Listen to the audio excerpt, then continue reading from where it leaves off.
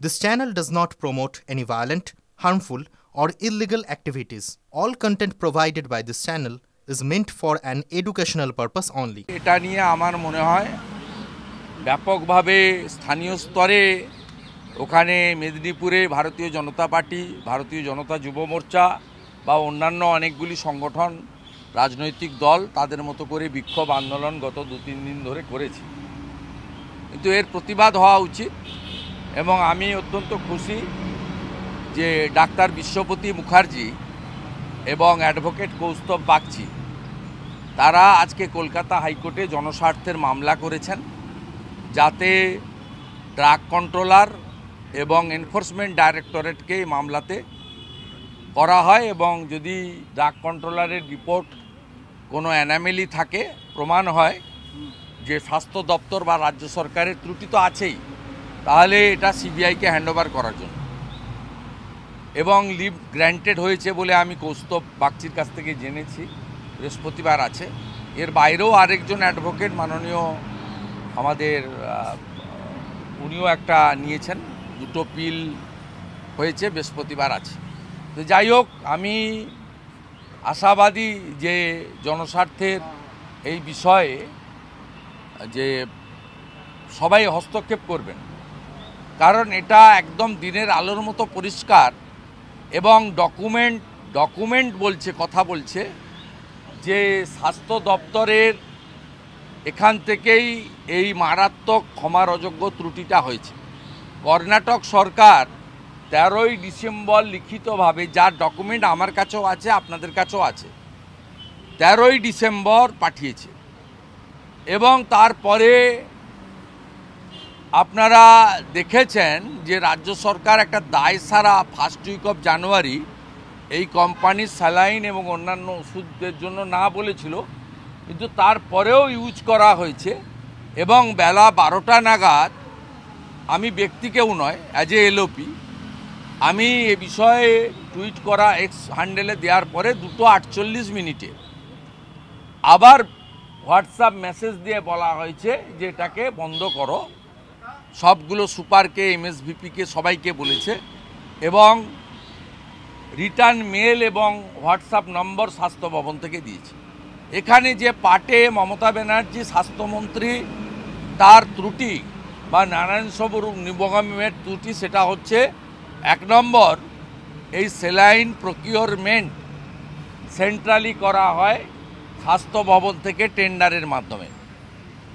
দ্বিতীয় হচ্ছে 13ই ডিসেম্বর কর্ণাটক সরকার বলার পরেও প্রায় 3 সপ্তাহের বেশি, 1 মাসের কাছাকাছি এই বিষয়ে সরকার কোনো পদক্ষেপ গ্রহণ করেনি। এটা ক্ষমার অযোগ্য অপরাধ। তৃতীয়ত, যে কোম্পানিকে 22 সাল অবধি টেন্ডার ছিল, তার 6 মাস টেন্ডার এক্সটেনশন দিয়েছে স্বাস্থ্য দপ্তর। এটাও একটা ক্ষমার অযোগ্য ত্রুটি এবং এর পিছনে অর্থ আছে, এটা আমি দাবি করি এবং যদি ইডি এই কেসটা নেয়, মানি লন্ডারিং প্রমাণিত হবে।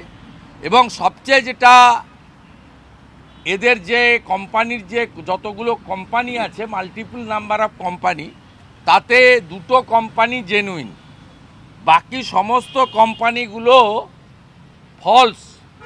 এই কোম্পানিগুলো, ফলস কোম্পানিগুলোকে টেন্ডারে সাপোর্টিং হিসেবে দেওয়া হতো এবং এখানকার যে কোম্পানির সাপ্লায়ার, তার মধ্যে মুকুল ঘোষ বলে একজন ডাইরেক্টর আছেন, মুর্শিদাবাদের বহরমপুরে বাড়ি।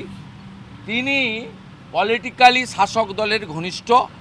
তিনি কলকাতায় এসে এই সেটিং এবং management, handover of the cut money, percentage এবং কিভাবে আরএফপি হবে, কিভাবে টেন্ডার হবে, কিভাবে সাপোর্টিং ডকুমেন্টস দেব, কিভাবে অন্য কোম্পানিকে ঢুকতে দেব না, এগুলো সব করেছেন। সব মিলিয়ে আমরা আরজি করে প্রকিউরমেন্টের যে দুর্নীতি, ডাক্তার আক্তার আলীর অভিযোগের ভিত্তিতে অ্যাডভোকেট তরুণজ্যোতি তেওয়ারির আইনি লড়াইতে যে কেস সিবিআই নিয়েছে,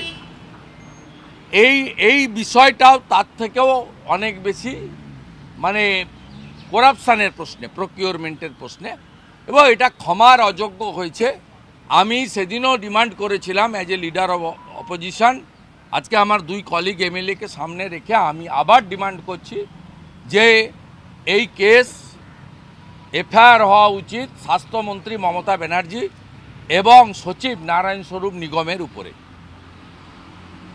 এফআইআর হওয়া উচিত এবং এই কেস এনফোর্সমেন্ট ডাইরেক্টরেট ইডিকে অবিলম্বে নিয়ে নেওয়া উচিত এবং জনস্বার্থের মামলার শুনানির জন্য বাংলার মানুষ অপেক্ষা করে থাকবে। কলকাতা হাইকোর্ট অভয়াকাণ্ড বলুন, অনেকগুলো ঘটনায় বলুন, তারা ত্রাতার ভূমিকা পালন করেছেন। গরিব মানুষ হসপিটালে যান, আজকে যে প্রসূতিটি মারা হয়েছে না, মেরে ফেলেছে মমতা ব্যানার্জির দপ্তর, তার দুটো বাচ্চাকে নিয়ে তার স্বামীর যে কান্না, এই চোখের জলে মমতা ব্যানার্জি এবং তার দল ধ্বংস হবে, তার সরকার ধ্বংস হবে। এবং যেভাবে যে অন্যায় আপনারা করেছেন, এই অন্যায়ের ক্ষমা নেই, ক্ষমা নেই, ক্ষমা